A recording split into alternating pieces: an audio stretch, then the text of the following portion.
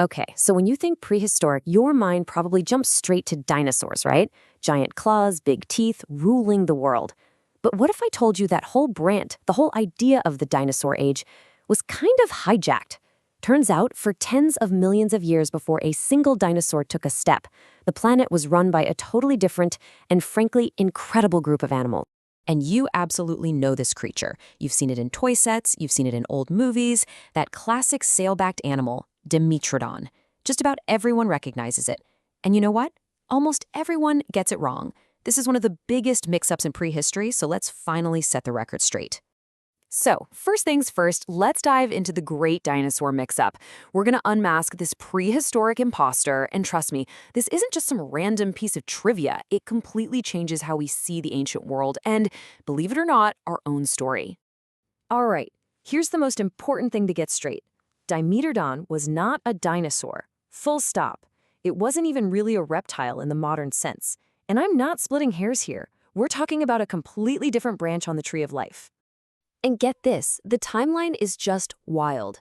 Pelycosaurs, like Dimetrodon, they lived, thrived, and disappeared about 40 million years before the first dinosaurs even showed up. To give you some perspective, the time gap between us and T-Rex is smaller than the gap between T-Rex and these guys. It's a whole different world. So you're probably asking, if they weren't dinosaurs, then what on earth were they?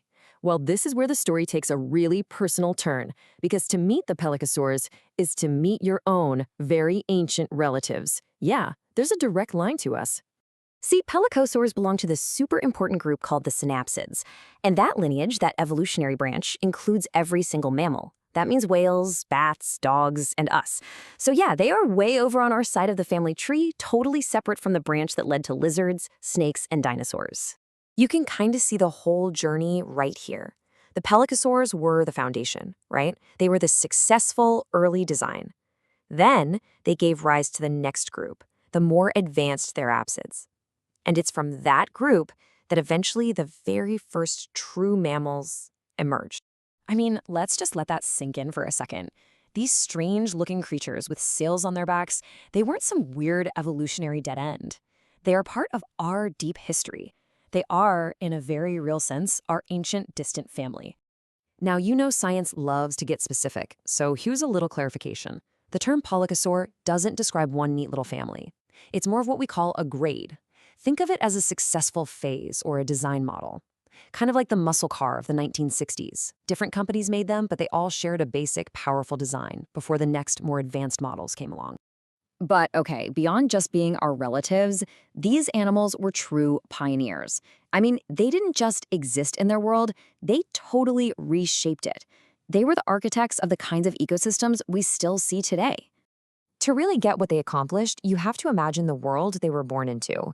We're talking about the late Carboniferous and Permian periods. It was this alien landscape. Huge, swampy forests, bizarre plants, and insects that were just gigantic. Seriously. And on land, the food webs were super simple. But then, the pelycosaurs came along and tried something revolutionary. They became the first big animals to really make a living eating plants on land. And that, my friends, was an absolute game changer. Because with that one change, everything else followed. As soon as you have big plant eaters, you've created a whole new level in the food web. And what comes next? You get specialized predators to hunt them, like Dimetrodon. And suddenly, boom, you've got a complex, layered ecosystem. Plants at the bottom, herbivores in the middle, carnivores on top. They literally wrote the instruction manual for life on land. All right, you know we have to talk about it, the elephant in the room. That giant, incredible sail on Dimetrodon's back. It's the first question everyone has. What was it actually for? Well, as dramatic as it looks, the best idea we have is that it was basically a high-tech piece of equipment, a radiator. It was filled with blood vessels so that huge surface area could soak up the morning sun to get them warmed up and ready to hunt, and then later in the day, it could dump excess heat to cool them down. Pretty clever. And that little trick hints at something way bigger. Being able to control your body temperature, even a little, is a huge advantage. It was one of the first experiments with controlling metabolism, a vital stepping stone on that long road toward the energetic, warm-blooded lifestyles of their descendants, mammals. So where did they all go? Well, the pelycosaur story doesn't end with a big asteroid and a dramatic extinction. It's actually a story about a successful transition. It's about passing the torch to the next generation. You know, evolution is almost never a sudden event. It's a slow, gradual handoff. And through the Permian period, as the world's climate changed, the pelycosaur model was slowly replaced by the next wave of our synapsid relatives, the more advanced terrestrials. So it wasn't a failure, it was a graduation. And that right there is their incredible legacy. See, pelycosaurs don't have that blockbuster extinction story that the dinosaurs got. But you could argue their contribution was even more important. They were the ones who figured out how to build a complex world on land, and they designed the very structure of the food webs that still support life today. So the next time you see a picture of that animal with the big sail on its back, don't just think weird dinosaur. Think of it as one of your own earliest ancestors, a quiet architect who, long before the age of dinosaurs, built the very foundations of the world we live in now.